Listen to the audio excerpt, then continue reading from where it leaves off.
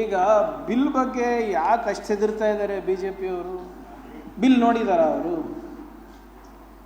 ಆ ವಿಧೇಯಕದಲ್ಲಿ supreme court ಆದೇಶ ಏನಿದೆ, ಹೈಕೋರ್ಟ್ ಆದೇಶ ಏನಿದೆ, ಅದನ್ನು ಪಾಲನೆ ಮಾಡ್ತಾ ಇರೋದು ನಾವು.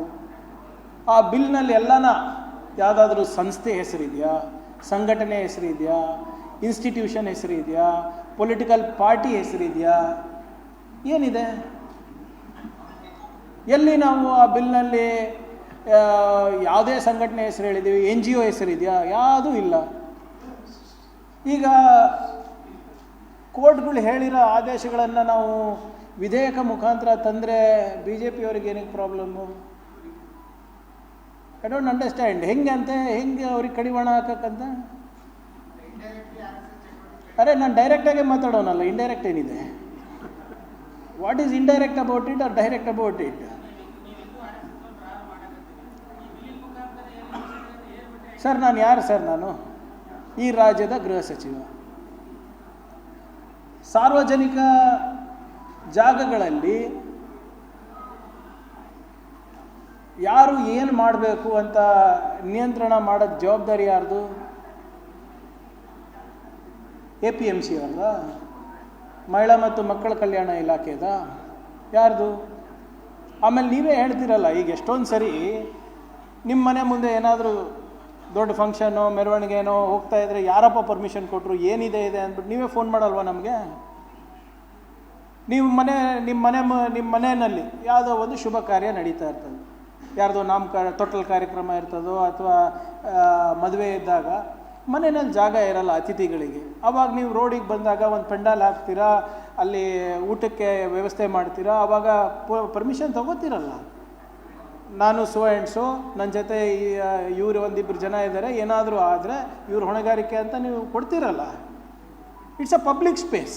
ನೀವು ಮನೆ ಕಾಂಪೌಂಡ್ ಒಳಗಡೆ ಏನಾದರೂ ಮಾಡ್ಕೊಳ್ಳಿ, ನಿಮ್ಮ ಕಚೇರಿ ಕಾಂಪೌಂಡ್ ಒಳಗಡೆ ಏನಾದರೂ ಮಾಡ್ಕೊಳ್ಳಿ, ಯಾರಿಗೂ ಏನೂ ತೊಂದರೆ ಇಲ್ಲ. ನೀವು ಪಬ್ಲಿಕ್ ಪ್ಲೇಸಿಗೆ ಬಂದಾಗ ಪ್ಲೇಗ್ರೌಂಡ್ ಇರ್ಬೋದು, ಪಾರ್ಕ್ ಇರ್ಬೋದು, ರೋಡ್ ಇರ್ಬೋದು, ಏನೇ ಇರ್ಬೋದು, ನೀವು ಪರ್ಮಿಷನ್ ತೊಗೋತೀರಲ್ಲ. ನಾವು ನಿಷೇಧ ಅಂತ ಎಲ್ಲಿ ಹೇಳಿದ್ದೀವಪ್ಪ ಬಿಲ್ನಲ್ಲಿ? ಎಲ್ಲನ ನಾನು ಅದು ಪ್ರಯೋಗ ಇದೆಯಾ? BAN, ಬ್ಯಾನ್, ಅಥವಾ ನಿಷೇಧ ಅಂತ ಎಲ್ಲನ ಇದೆಯಾ ಅಲ್ಲಿ? ಯಾಕೆ ಇವರು ಕುಂಬಳಕಾಯಿ ಕಳ್ಳ ಅಂದರೆ ಹೆಗಲು ಮುಟ್ಕೊಂಡು ನೋಡ್ತಾ ಇದ್ದಾರೆ? ನನಗೇನು ಬೇರೆ ಕೆಲಸ ಇಲ್ವೇನ್ರಿ? I am the home minister of the state. Supreme ಕೋರ್ಟ್ನಲ್ಲಿ ಕೆಲವು ಆದೇಶ ಇದೆ, ಹೈಕೋರ್ಟ್ ಅವರು ಒಂದು ಕೆಲವು ಆದೇಶ ನೀಡಿದ್ದಾರೆ, ಅದನ್ನು ಪಾಲನೆ ಮಾಡ್ತಾ ಇದ್ದೀನಿ ಅಷ್ಟೇ. ಫೋಬಿಯಾ ಅಂದರೆ ಹೆದರಿಕೆ. ನನಗೆ ಹೆದರಿಕೆ ಇದೆ ಅನಿಸುತ್ತಾ? ಅವ್ರಿಗೆ ಪ್ರಿಯಾಂಕ್ ಫೋಬಿಯಾ ಇದೆ, ನನಗಲ್ಲ. Does it look like I am afraid of them? Phobia ಅಂದರೆ ಫಿಯರ್ ಆಫ್ ಸಮಥಿಂಗ್. ನನಗೇನು ಹೆದರಿಕೆ? ಅವ್ರೇನು ಹೂ ಆರ್ ದೇ? ನಿಮ್ಗೂ ನಾನು ಅದೇ ತಿಳ್ಕೊಳಕ್ಕೆ ಪ್ರಯತ್ನ ಮಾಡ್ತಾ ಇದ್ದೀನಿ ರೀ. Who are they?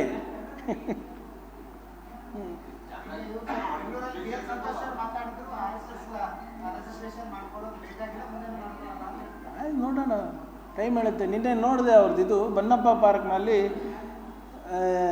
Santosh G, ಅದಕ್ಕೆಲ್ಲ ಜಿ ಏನಕ್ಕೆ ಅನ್ನೋದು? ಈ ನಿಮ್ಮ ಒಂದು ಒಳ್ಳೇದೇನಾಗಿದೆ ಅಂದರೆ ಇವರೆಲ್ಲರೂ ಹೊರಗೆ ಬಂದು ಅಟ್ಲೀಸ್ಟ್ ಮಾತಾಡ್ತಾ ಇದ್ದಾರೆ, ಪ್ರಶ್ನೆಗೆ ಅಲ್ಲಿ ಇಲ್ಲಿ ಉತ್ತರ ಕೊಡ್ಲಿಕ್ಕೆ ಪ್ರಯತ್ನ ಮಾಡ್ತಾ ಇದ್ದಾರೆ. ಪ್ರಯತ್ನ ಅಷ್ಟೇ, ಆಗ್ತಾ ಇಲ್ಲ ಅವ್ರ ಕಡೆಯಿಂದ. ಸಂತೋಷ್ ಅವರಿಗೆ ಇತಿಹಾಸ ಗೊತ್ತಿಲ್ಲ, ಅವರಿಗೆ ಬರೀ RSS ಇತಿಹಾಸ ಗೊತ್ತು, ಯಾವುದು ವಾಟ್ಸಪ್ ಯೂನಿವರ್ಸಿಟಿನಲ್ಲಿ ಕಳಿಸ್ಕೊಡ್ತಾರಲ್ಲ ಅಷ್ಟೇ ಗೊತ್ತು ಅವರಿಗೆ. ಅವರೇನೋ ಹೇಳಿದಾರಂತ ನಿನ್ನೆ, ಖರ್ಗೆ ಕುಟುಂಬದವರು ಬೀದರಿಂದ ಕಲಬುರ್ಗಿಗೆ ಓಡಿ ಬಂದಾಗ RSS ಅವರು ಅವರಿಗೆ ರಕ್ಷಣೆ ಮಾಡಿದ್ದು ಅಂತ. ನಂದು ಇಷ್ಟೇ ಪ್ರಶ್ನೆ, BJP RSSದವರಿಗೆ, BJP ಅಂತ ಇರಲಿಲ್ಲ ಬಿಡಿ ಪಾಪ, ಅವರಿಗೆ ಯಾಕೆ? ಅವರಂತೂ ಆಳ್ಮಕ್ಳಾರ RSSದು. RSSಗೆ ಇಷ್ಟೇ ಪ್ರಶ್ನೆ ನಂದು, ಯಾವ ಸ್ವಾತಂತ್ರ್ಯ ಹೋರಾಟದಲ್ಲಿ ತಾವು ನೀವು ಪಾಲ್ಗೊಂಡಿದ್ರಿ, ಭಾಗವಹಿಸಿದ್ರಿ ಅಂತ ನಮ್ಗೆ ಹೇಳ್ಬಿಡಿ, ಅಧಿಕೃತವಾಗಿ ಹೇಳ್ಬಿಡ್ರಿ. ದಾಂಡಿ ಮಾರ್ಚ್ನಲ್ಲಿ ಮಾಡಿದ್ರ? ನಿಮ್ಮ ನಾನ್ ಕೋಆಪರೇಷನ್ ಮೂವ್ಮೆಂಟಲ್ಲಿ ಮಾಡಿದ್ರ? ಕ್ವಿಟ್ ಇಂಡಿಯಾ ಮೂವ್ಮೆಂಟ್ ಮಾಡಿದ್ದ? ಸತ್ಯಾಗ್ರಹದಲ್ಲಿ ಮಾಡಿದ್ರ? ನಿಮ್ಮ ಸಿವಿಲ್ ಡಿಸೊಬೀಡಿಯನ್ಸ್ ಮೂವ್ಮೆಂಟ್ ಮಾಡಿದ್ರ? ದುಂಡು ಮೇಜಿನ ಸಭೆಯಲ್ಲಿ ನೀವು ಪಾಲ್ಗೊಂಡಿದ್ರ? ಸೈಮನ್ ಗೋ ಬ್ಯಾಕ್ ಘೋಷಣೆ ಕೂಗಿದ್ರ? ಇವೆಲ್ಲನೂ ಕಾಂಗ್ರೆಸ್ ಹೋರಾಟ ಇರಲಿಲ್ಲ. ಇವೆಲ್ಲ ಜನರ ಹೋರಾಟ ಇತ್ತು, ಪಬ್ಲಿಕ್ ಹೋರಾಟ ಇತ್ತು. ಹಲವಾರು ಜನರು ಬೇರೆ ಬೇರೆ ಪಕ್ಷದವರು ಕೂಡ ಇದಕ್ಕೆ ಸೇರಿ ಹೋರಾಟ ಮಾಡಿದವರು. ನೀವೆಲ್ಲಿ ಸತ್ತಿದ್ರಪ್ಪ ಅವಾಗ? ತೋರಿಸ್ಬಿಡಿ ನನಗೆ. ಸುಮ್ಮನೆ ಏನೋ ಒಂದು ಹೇಳೋದು, ಪ್ರವಾಹ ಬಂದಾಗ ನಾವು ಮಾಡಿದ್ವಿ, ಫ್ರೀಡಮ್ ಸ್ಟ್ರಗಲ್ ನಾವು ಹೇಳಿದ್ವಿ. ಎಲ್ಲಿ? ಇವತ್ತು ಸ್ವಾತಂತ್ರ್ಯ ದಿನಾಚರಣೆ ಅಲ್ಲಪ್ಪ, ನಾನು 500 ಜನ ಕಾಂಗ್ರೆಸ್ ಪಕ್ಷದವರು ಯಾರು ಹುತಾತ್ಮರಾಗಿದ್ದಾರೆ ನಾನು ಲಿಸ್ಟ್ ಕೊಡ್ತೀನಿ ನಿಮಗೆ. ಅವ್ರದ್ದು 50 ಜನ ಕೊಟ್ಬಿಡ್ಲಿ. 50 ಜನ ಯಾರು ಸ್ವತಂತ್ರ ಹೋರಾಟಕ್ಕೆ ಜೀವವನ್ನು ಕೊಟ್ಟಿದ್ದಾರೆ. ಅವರ ಅತಿ ದೊಡ್ಡ ಲೀಡರ್, ಅವರ ಪ್ರೇರಣೆ ಸಾವರ್ಕರ್. ನಿನ್ನೆ ಸುಪ್ರೀಂ ಕೋರ್ಟ್ ಆದೇಶ ನೋಡಿದ್ದೀರ ಅಂತ ಭಾವಿಸ್ತಾ ಇದ್ದೀನಿ. ಸಾವರ್ಕರ್ ಬ್ರಿಟಿಷ್ ಅವರ ಹತ್ರ 60 ರೂಪಾಯಿ ಪೆನ್ಷನ್ ತಗೊತಾ ಇದ್ರು, ಗೊತ್ತಾ ನಿಮಗೆ? ಎಷ್ಟು? 60 ರೂಪಾಯಿ. ಅವರು ರತ್ನಗಿರಿನಲ್ಲಿ ಅವರ ಮನೆಯಲ್ಲಿದ್ದಾಗ ಅವ್ರು ಬಿಟ್ಟು ಹೋಗೋಕೆ ಆಗ್ತಾ ಇರಲಿಲ್ಲ, ಯಾಕಂದರೆ ಬ್ರಿಟಿಷ್ ಗುಲಾಮರಿದ್ರಲ್ಲ, ಇಲ್ಲೇ ಇರಬೇಕು ಅಂತ ಹೇಳಿದರು. ಅಲ್ಲಿನ DC-ಗೆ ಒಂದು ಪತ್ರ ಬರೀತಾರೆ, ನನಗೆ ಪೆನ್ಷನ್ ಸಾಲ್ತಾ ಇಲ್ಲ, ಪೆನ್ಷನ್ ಜಾಸ್ತಿ ಮಾಡಿ ಅಂತ. DC ಅವರು ವಾಪಸ್ ಪತ್ರ ಬರೀತಾರೆ, ಸರ್ ನಿಮ್ಮದು 60 ರೂಪಾಯಿ ಇದೆ ಪೆನ್ಷನ್ನು, ನಂದು ಪಗಾರ 53 ರೂಪಾಯಿ ಇದೆ, ದಯವಿಟ್ಟು ಇದರಲ್ಲಿ ಅಡ್ಜಸ್ಟ್ ಮಾಡ್ಕೊಳ್ಳಿ ಅಂತ. ಇದು ಅವ್ರ ಇತಿಹಾಸ. ವೀರ್ ಸಾವರ್ಕರ್ ಸದನದಲ್ಲಿ ವೀರ್ ಸಾವರ್ಕರ್ಗೆ ವೀರ್ ಬಿರುದು ಯಾರು ಕೊಟ್ಟಿದ್ದಾರೆ ಅಂತ ಸದನದಲ್ಲಿ ಕೇಳಿದ್ರೆ ಒಬ್ಬ BJPದವನು ಬಾಯ್ಬಿಟ್ಟಿಲ್ಲ. ಯಾಕಂದರೆ ಅವ್ರಿಗೆ ಗೊತ್ತೇ ಇಲ್ಲ. ನಮ್ಮ ಸ್ನೇಹಿತರ ಮಾಹಿತಿಗಾಗಿ ಸಾವರ್ಕರ್ ಅವರು ವೀರ್ ಸಾವರ್ಕರ್ ಬಿರುದು ಸಿಕ್ಕಿದ್ದು ಕೊಟ್ಟಿದ್ದು ಯಾರು ಗೊತ್ತಾ? ಸ್ವತಃ ಸಾವರ್ಕರ್ ಅವರೇ. ಇತಿಹಾಸದ ಪುಟದಲ್ಲಿದೆ ಇದೆಲ್ಲ. ಸೊ ನೀವು ಯಾವುದರಲ್ಲಿ ಪಾಲ್ಗೊಂಡಿದ್ರಿ? ಬಂದು ಇವತ್ತು ಖರ್ಗೆ ಕುಟುಂಬಕ್ಕೆ ರಕ್ಷಣೆ ಮಾಡಿದ್ವಿ ಅಂತ ಹೇಳಿದ್ರಲ್ಲ. ಪಾರ್ಟಿಷನ್ ಆದಮೇಲೆ, ವಿಭಜನೆ ಆದಮೇಲೆ ಅಷ್ಟೊಂದು ಕೋಮಗಲಭೆಗಳು ನಡೆದಿತ್ತಲ್ಲ. ಯಾವ ಕೋಮಗಲಭೆನಲ್ಲಿ ನೀವು ರಕ್ಷಣೆ ಮಾಡಿದ್ರಿ, ಸಹಾಯ ಮಾಡಿದ್ರಿ? ಇನ್ಫ್ಯಾಕ್ಟ್ ತಮ್ಮಿಂದ ಕೋಮಗಲಭೆಗಳಾಗಿದ್ದು ಇತಿಹಾಸ ನೋಡಿ. ಯಾವಾಗ ನಿಮ್ಮ RSS ಶಿಷ್ಯ ಗೋಡ್ಸೆ, ನಾಥೂರಾಮ್ ಗೋಡ್ಸೆ, ಸಾವರ್ಕರಿನ ಶಿಷ್ಯ, RSS ಐಡಿಯಾಲಜಿಯಿಂದ ಪ್ರೇರಿತರಾಗಿ ಗಾಂಧೀಜಿಯವರಿಗೆ ಗುಂಡೇಟ್ ಹಾಕ್ಮೇಲೆ ಕಲ್ಕತ್ತಾನಲ್ಲಿ ರೈಟ್ಸ್ ಆಯಿತು, ಡೆಲ್ಲಿನಲ್ಲಿ ರೈಟ್ಸ್ ಆಯಿತು. ನೀವು ಕೋಮಗಲಭೆಗಳನ್ನು ಸೃಷ್ಟಿ ಮಾಡುವಂಥ ಸಂಘಟನೆ ಹೊರತು ಕೋಮಗಲಭೆಗಳಾದಾಗ ಬಂದು ರಕ್ಷಣೆ ಮಾಡುವಂಥ ಸಂಸ್ಥೆ ಅಲ್ಲ. ನೀವು ಹೇಳ್ತೀರಲ್ಲಪ್ಪ, ನಮ್ಮ ಕುಟುಂಬಕ್ಕೆ ರಜಾಕರ್ ವಿರುದ್ಧ ಎಲ್ಲ ನೀವು ಮಾಡಿದ್ರಂತ, ದಯವಿಟ್ಟು ಕ್ಷಮಿಸಬೇಕು ಸ್ವಾಮಿ. ನಿಮ್ಮಷ್ಟು ದೇಶದ್ರೋಹಿ ಆರ್ಗನೈಸೇಷನ್ ಯಾರಿಲ್ಲ. ಸುಭಾಷ್ ಚಂದ್ರ ಬೋಸ್ ಅವರು ಇಂಡಿಯನ್ ನ್ಯಾಷನಲ್ ಆರ್ಮಿ ಕಟ್ಟಬೇಕಾದಾಗ, ಅದಕ್ಕೆ ಸೈನಿಕರನ್ನು ಹುಡುಕಾಟ ಮಾಡಬೇಕಾದಾಗ, ರಿಕ್ರೂಟ್ಮೆಂಟ್ ಮಾಡಬೇಕಾದಾಗ, ಇದೇ ನಿಮ್ಮ ಸಾವರ್ಕರ್ ಅವರು ಬೋಸ್ ಅವರ ಇಂಡಿಯನ್ ನ್ಯಾಷನಲ್ ಆರ್ಮಿ ಸೇರಬೇಡಿ, ನೀವು ಬ್ರಿಟಿಷ್ ಆರ್ಮಿ ಸೇರಿ ಅಂದ್ಬಿಟ್ಟು ಕರೆ ಕೊಟ್ಟಿದ್ದು ಸಾವರ್ಕರ್ ಅವರು. ನೀವು ರಕ್ಷಣೆ ಮಾಡ್ತೀರಾ? ನನ್ನ ಸಂತೋಷ್ ಹೆಗಡೆ ಅವ್ರಿಗೆ ಕೇಳಕ್ಕೆ ಡಿ ಎಲ್ ಸಂತೋಷ್ ಅವ್ರಿಗೆ ಕೇಳಿ, ಆಪರೇಷನ್ ಪೋಲೋ ಯಾರು RSS ಅವ್ರು ಮಾಡಿದ್ದ? ಆಪರೇಷನ್ ಪೋಲೋ ಯಾರು ಮಾಡಿದ್ದು? ಏನದು ಆಪರೇಷನ್ ಪೋಲೋ? ನಾವು ಇಲ್ಲಿ ಹೈದರಾಬಾದ್ ಕರ್ನಾಟಕ ವಿಮೋಚನಾ ದಿನ ಅಂತ ಆಚರಿಸ್ತಾ ಇದ್ದೀವಿ. ಮುಂಚೆ ಹೈದರಾಬಾದ್ ಲಿಬರೇಷನ್ ಡೇ ಅಂತ ಅವ್ರು ಆಚರಿಸ್ತಾರೆ. RSS ಅವ್ರು ಕೊಟ್ಟಿದ್ದ ಅದು? ಹೌದು. ನಮ್ಮ ಕುಟುಂಬ ಕೋಮಗಲಭೆಗಳ ವಿಕ್ಟಿಮ್ಸ್ ಆಗಿದ್ವಿ. ಅಲ್ಲಿಂದ ಇಲ್ಲಿ ಓಡೋ ಪರಿಸ್ಥಿತಿ ಬಂದಿತ್ತು. ಅವಾಗ ಯಾವುದು ಸರ್ಕಾರ ಇರಲಿಲ್ಲ, ಏನಿಲ್ಲ. ನೀವೇನು ಮಾಡಿದ್ರಿ? ನೀವು ಒಂದು ಭ್ರಮೆನಲ್ಲಿ ಇರಬೇಡಿ, ಎಲ್ಲರೂ ಸಹಾಯ ಮಾಡಿದ್ದೀರಾ ಅಂತ. RSS ಅವರು ರಕ್ಷಣೆಗೆ ಬಂದಿಲ್ಲ. ನಮ್ಮ ಭಾಗದ ಜನರಿಗೆ ರಕ್ಷಣೆ ಮಾಡಿದ್ದು ಪಂಡಿತ್ ಜವಾಹರ್ಲಾಲ್ ನೆಹರು ಅವರು, ಸರ್ದಾರ್ ಪಟೇಲ್ ಅವರು ಮತ್ತು ಇಂಡಿಯನ್ ಆರ್ಮಿದವರು ಬಂದು ನಮ್ಮ ರಕ್ಷಣೆ ಮಾಡಿದರು. ಆಪರೇಷನ್ ಪೋಲೋ ಮಾಡಿದ್ದು ಪಟೇಲ್ ಅವರು, ನೆಹರು ಅವರು ಮತ್ತು ಆರ್ಮಿದವರು, RSSದವರಲ್ಲ. ನಮ್ಮ ಕಲಬುರ್ಗಿನಲ್ಲಿ RSS ಯಾವುದಾದ್ರೂ ಒಬ್ಬ ಪ್ರಚಾರಕಂದು ಸ್ಟ್ಯಾಚ್ಯೂ ಅದ ಏನಿಲ್ಲ? ಯಾರ್ದಿರೋದು ಸ್ಟ್ಯಾಚ್ಯೂ? ಇಲ್ಲಿ ಚೌಕ್ ಬಲ್ಲಿ, ಕಾಮತ್ ಹೋಟೆಲ್ ಬಲ್ಲಿ, ನಿಮ್ಮ ಇದ್ರ ಹೋಟೆಲ್ ಬಲ್ಲಿ, ತಿಮ್ಮಾಪುರಿ ಬಲ್ಲಿ ಯಾರ್ದಿದೆ? ಸರ್ದಾರ್ ವಲ್ಲಭಾಯಿ ಪಟೇಲ್. SVP ಚೌಕ್. ಯಾವನೊಬ್ಬ ಚಡ್ಡಿ ಹಾಕೊಂಡು ನಿಂತಿಲ್ಲ ಅಲ್ಲಿ. RSSದು ಸರ್ದಾರ್ ಪಟೇಲ್ ಅವರ ಒಂದು ದೃಢ ನಿರ್ಧಾರದಿಂದ ಇವತ್ತು ನಾವು ಅಖಂಡ ಭಾರತವನ್ನು ನೋಡ್ತಾ ಇದ್ದೀವಿ.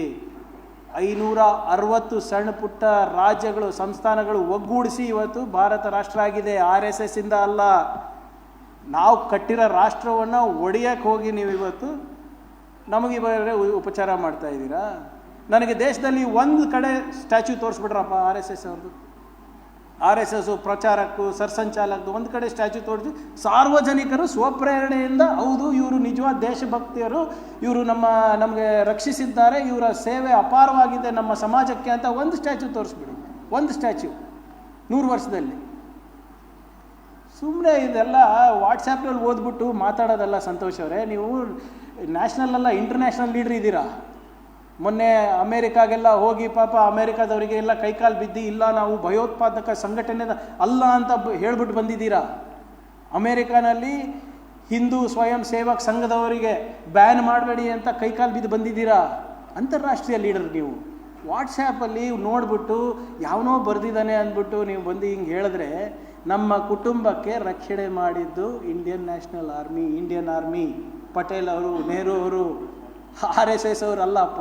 ನೀವು ನಿಮ್ಮ RSS ನೀವು ಯಾರು ನಿಮ್ಮ ಒಂದು ಮನೆ ನಾಯಿ ಕೂಡ ಸತ್ತಿಲ್ಲ ದೇಶಕ್ಕೋಸ್ಕರ. ಒಂದು ನಿಮಿಷ ಇದ್ರೆ ಈಗ ನೋಡ್ರಿ, ಈಗ ಪಾಪ ಚಡ್ಡಿಯಿಂದ ಪ್ಯಾಂಟಿಗೆ ಬಂದಾರೆ. ಈಗ 2-3 ವರ್ಷ ಆಯಿತು. ಅವ್ರ ಹತ್ರ ಕಲಿಬೇಕೇನು ನಾವು? ನೋಡಿ ಒಂದು ನಿಮಿಷ ದಯವಿಟ್ಟು ಇದನ್ನ ನಾನು ಫಸ್ಟ್ ಕ್ಲಿಯರ್ ಮಾಡ್ತೀನಿ ಎಲ್ಲ ನಮ್ಮ ಮಾಧ್ಯಮ ಸ್ನೇಹಿತರಿಗೆ. RSS cannot be band. Santosh ಅವರು, ಮೋಹನ್ ಭಾಗವತ್ ಅವರು ಹೇಳಿದ್ದು ನಿಜ. They cannot be band. ಕಾರಣ ಯಾಕಂದರೆ ಅವ್ರು ರಿಜಿಸ್ಟರೇ ಆಗಿಲ್ಲ. ನಿಮ್ಮ ಸಂಸ್ಥೆಯನ್ನು ನಾನು ಬ್ಯಾನ್ ಮಾಡಬೇಕಂದ್ರೆ ನೀವು ರಿಜಿಸ್ಟರ್ ಆಗಬೇಕಲ್ಲ. ನೀವು ರಿಜಿಸ್ಟ್ರೇಷನ್ನೇ ಆಗಿಲ್ಲ. ನಾನು ಅದೇ ಕೇಳ್ತಾ ಇರೋದಲ್ಲ, ನಿಮ್ಮದು ಅಧಿಕೃತವಾಗಿ ನೋಂದಣಿನೇ ಆಗಿಲ್ಲ ಅಂದರೆ ನಿಮ್ಮ ಚಟುವಟಿಕೆಗಳು ಹೇಗೆ ನಡೆಸ್ತಾ ಇದ್ದೀರಾ? ಕುಲಕರ್ಣಿಯವರೇ, ನೀವು ಕಟ್ತಿರಲ್ಲ ತೆರಿಗೆ, ನಿಮ್ಮ ತೆರಿಗೆ ಮೋಹನ್ ಭಾಗವತ್ ಅವರ ಅಡ್ವಾನ್ಸ್ ಸೆಕ್ಯೂರಿಟಿ ಲಯಸನಿಗೆ ಹೋಗುತ್ತೆ ಗೊತ್ತಾ? ಆ ಅಡ್ವಾನ್ಸ್ ಸೆಕ್ಯೂರಿಟಿ ಲಯಸನ್ ರಕ್ಷಣೆ ಯಾರಿಗಿದೆ ಗೊತ್ತಾ? Ministry of external affairs, home minister of India, prime minister of India. ಅದು ಮೋಹನ್ ಭಾಗವತ್ ಅವರಾಗಿರೋದು. ನಿಮ್ಮ ತೆರಿಗೆ ನಿಮ್ದು ಹೋಗ್ತಾ ಇರೋದು. ಸೊ ನಾನು ಕೇಳ್ತಾ ಇರೋದು, ನಮ್ಮ ಕಲಬುರಗಿ ಜನರ ತೆರಿಗೆ ಇವತ್ತು ಮೋಹನ್ ಭಾಗವತ್ ಅವರ ಸೆಕ್ಯೂರಿಟಿಗೆ ಯೂಸ್ ಮಾಡ್ತಾ ಇದ್ದೀರಾ? ಯಾವ ಮಾನದಂಡದಲ್ಲಿ ಯೂಸ್ ಮಾಡ್ತಾ ಇದ್ದೀರಾ? ಯಾಕೆ ಮಾಡ್ತಾ ಇದ್ದೀರಾ ಹೇಳಿ ಸ್ವಾಮಿ. ಕರ್ನಾಟಕ ಪೊಲೀಸ್ 20 ಲಕ್ಷ ಜನ ಈ ಸಂಘಟನೆದವರಿಗೆ ಭದ್ರತೆಯನ್ನು ಕೊಡ್ತಾರೆ. ಅವರು ಪಥಸಂಚಲನ ಮಾಡಬೇಕಾದಾಗ ಪರ್ಮಿಷನ್ ತಗೊಳ್ಳಿ ಸ್ವಾಮಿ. ನೀವು ಯಾರು ಸ್ವಾಮಿ ನಮಗೆ ಗೊತ್ತಾಗಬೇಕಲ್ಲ ಅಂತ ಅಷ್ಟೇ ಕೇಳ್ತಾ ಇರೋದು. ಸರಿನಾ ಇಲ್ಲ ನೀವೇ ಹೇಳ್ಬಿಡಿ.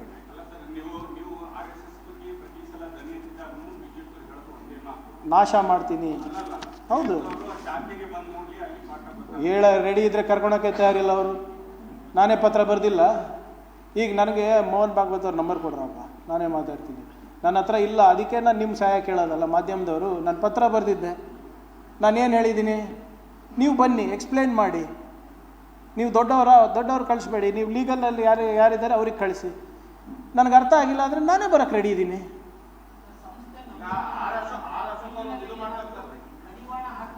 ಯಾವುದು? ಎನಿ ಸಂಸ್ಥೆ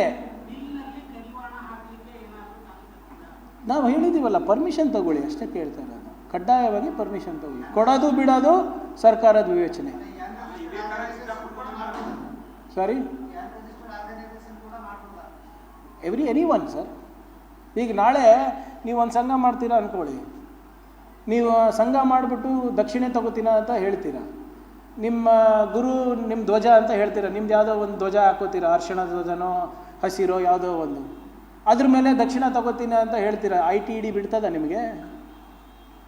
ಇವ್ರಿಗೆ ಯಾಕೆ ಬಿಟ್ಟಿದ್ದಾರೆ? ಯಾರು? ಯಾಕೆ ನೋಡಿ, ನನಗೆ ಒಂದು ಅರ್ಥ ಆಗ್ತಾ ಇಲ್ಲ. ಇವರು ಕಲ್ಚರಲ್ ಆರ್ಗನೈಸೇಷನ್ ಕರೆಕ್ಟಾ? ಧಾರ್ಮಿಕವಾಗಿ ಉಪದೇಶ ನೀಡುವಂಥ ಒಂದು ಸಂಘಟನೆ. ಪಾಕಿಸ್ತಾನ ಜೊತೆ ನೆಂಟಿಟ್ಕೋಬೇಕು, ಚೈನಾ ಜೊತೆ ನೆಂಟಿಟ್ಕೋಬೇಕು ಅಂತ ಹೇಳಕ್ಕೆ ಇವ್ರು ಯಾರು? ಆಮೇಲೆ ಇವ್ರ ಬಗ್ಗೆ ನಾವು ಏನೇ ಪ್ರಶ್ನೆ ಕೇಳಿದ್ರು ನೀವು ನಾಶ ಆಗ್ತೀರಾ ಅಂತ ಹೇಳಿದ್ರೆ ಏನರ್ಥ? ಈಗ ಈ ವಿರೋಧ ಪಕ್ಷದ ನಾಯಕರು ನಿನ್ನೆ ನಾನು ನೋಡಿದೆ, ಪ್ರಿಯಾಂಕ್ ಖರ್ಗೆ ಏನಾದರೂ ಹೇಳಿದ್ರೆ ಮೊನೆ ಆಚೆ ಬರಲಿ ನೋಡ್ಕೋತಾರೆ ಅಂದರೆ ಯಾಕೆ? ಯಾರಿಗೆ ಎದುರಿಸ್ತಾ ಇದ್ದಾರೆ ವಿರೋಧ ಪಕ್ಷದ ನಾಯಕರು? ಏನು ಮಾಡ್ತಾರೆ RSS ಅವರು? ಗುಂಡಾಗ ಸಾಯಿಸ್ತಾರ? ನೀವು ಅಂಬೇಡ್ಕರ್ ಅವ್ರಿಗೆ ಬಿಟ್ಟಿಲ್ಲ, ಗಾಂಧಿ ಅವ್ರಿಗೆ ಬಿಟ್ಟಿಲ್ಲ, ನನಗೆ ಬಿಡ್ತೀರಾ? ಅಂದರೆ they are proving my point that they are a terrorist organisation ಅಲ್ವಾ? ಯಾರನ್ನ ಧಾರ್ಮಿಕ ಸಂಘಟನೆಗಳು, ಯಾವುದಾದ್ರೂ ಸಾಮಾಜಿಕ ಸಂಘಟನೆಗಳು ಯಾವುದು ದೇಶದ ಪ್ರೇಮದ ಬಗ್ಗೆ ಮಾತಾಡ್ತಾರೆ, ನ್ಯಾಷನಲಿಸಮ್ ಬಗ್ಗೆ ಮಾತಾಡ್ತಾರೆ, ನಿಮಗೆಲ್ಲ ದೇಶಭಕ್ತಿ ಸರ್ಟಿಫಿಕೇಟ್ ಕೊಡ್ತಾರೆ, ಅವ್ರ ಬಗ್ಗೆ ಪ್ರಶ್ನೆ ಮಾಡಿದ್ರೆ ನೀವು ಸತ್ತೋಗ್ತೀರಾ, ನಾಶ ಆಗ್ತೀರಾ, ನಿಮ್ಮ ಮರ್ಡರ್ ಆಗುತ್ತೆ, ನಿಮ್ಮ ಮನೆ ಹೊರಗೆ ಬರೋಕ್ಕಾಗಲ್ಲ ಅಂತ ಥ್ರೆಟನ್ ಮಾಡಿದ್ರೆ you are proving my point. ನಿನ್ನೆ BJP ಅಧ್ಯಕ್ಷರು ನಾಶ ಆಗ್ತಾರಂತೆ, ಅಶೋಕ್ ಅವರು ನೀವು ಮನೆ ಹೊರಗಡೆ ಬರಲಾರ್ದಂಗೆ ಆಗ್ತೀರಂತೆ. ಏನರ್ಥ ಇದು? ಆಮೇಲೆ ಇವರು ನೀವು ಹೇಳಿದ್ರಲ್ಲ ನಾನು ಶಾಖೆಗೆ ಹೋಗಬೇಕು ಅಂತ. ನಾನು ಶಾಖೆಗೆ ಹೋಗ್ತೀನಿ ಅಪ್ಪ, ಬೇಕಾದರೆ ನಿಮ್ಮ ಮಕ್ಕಳಿಗೆ ಯಾಕೆ ಕಳಿಸ್ತಾ ಇಲ್ಲ? ಯಾವ BJP ನಾಯಕರ ಮಕ್ಕಳು ಪೂರ್ಣ ಪ್ರಮಾಣದಲ್ಲಿ ಶಾಖೆಗಳಿಗೆ ಹೋಗ್ತಾರೆ? ಫುಲ್ ಟೈಮ್ ಪ್ರಚಾರಕರು ಯಾರಿದ್ದಾರೆ ಲಿಸ್ಟ್ ಕೊಡಿ ನನಗೆ. ಸುಮ್ಮನೆ ಈ ಬಿಲ್ ಬಂದಿದೆ RSS, ಬಿಲ್ ಬಂದಿದೆ RSS, ಏನರ್ಥ ಇದು? ನಾನು ಕೇಳ್ತಾ ಇರುವ ಪ್ರಶ್ನೆಗೆ ನಿಮ್ಗೆ ಉತ್ತರ ಇಲ್ಲ ಅಂದರೆ ಉತ್ತರ ಇಲ್ಲ ಅಂತ ಹೇಳಿ. ಅದು ಇದು ಬಿಟ್ಟು ನಿಮ್ಮ ಕುಟುಂಬನ ರಕ್ಷಣೆ ಮಾಡಿದ RSS, ಪ್ರಿಯಾಂಕ್ ಖರ್ಗೆ ಮನೆ ಆಚೆ ಬರಲ್ಲ, BLS ನಮ್ಮ BL ಸಂತೋಷು ನಮ್ಗೆ ರಕ್ಷಣೆ ಮಾಡೋದು ಅಂತಾರೆ. ಅದೇ ಅವ್ರ ಪಾರ್ಟಿ ವಿರೋಧ ಪಕ್ಷದ ನಾಯಕರು ನಿಂಗೆ ನಾಶ ಮಾಡ್ತೀನಿ ಅಂತಾರೆ. ಒಂದು ಕಡೆ ರಕ್ಷಣೆನೂ ಮಾಡ್ತಾರೆ, ಒಂದು ಕಡೆ ನಾಶನೂ ಮಾಡ್ತೀನಿ ಅಂತಾರೆ. ಏನಕ್ಕೆ ಇಷ್ಟು ಕನ್ಫ್ಯೂಷನ್ ಅವರಲ್ಲಿ? ನಿರ್ಭೀತ, ನಿಷ್ಪಕ್ಷಪಾತ, ವಿಶ್ವಾಸಾರ್ಹ ಸುದ್ದಿಗಳಿಗೆ ಮತ್ತೊಂದು ಹೆಸರಾಗಿರುವ ನ್ಯೂಸ್ 18 ಕನ್ನಡ ಈಗ ಆಪ್ನಲ್ಲೂ ಲಭ್ಯವಿದೆ. ದಯವಿಟ್ಟು ಇಲ್ಲಿರುವ QR ಕೋಡ್ ಸ್ಕ್ಯಾನ್ ಮಾಡಿಕೊಂಡು ಆಪ್ ಡೌನ್ಲೋಡ್ ಮಾಡೋದಕ್ಕೆ ಮರಿಬೇಡಿ. ನಿಮ್ಮ ಬೆಂಬಲ ಹೀಗೆ ಸದಾ ನಮ್ಮೊಂದಿಗಿರಲಿ. ಧನ್ಯವಾದ.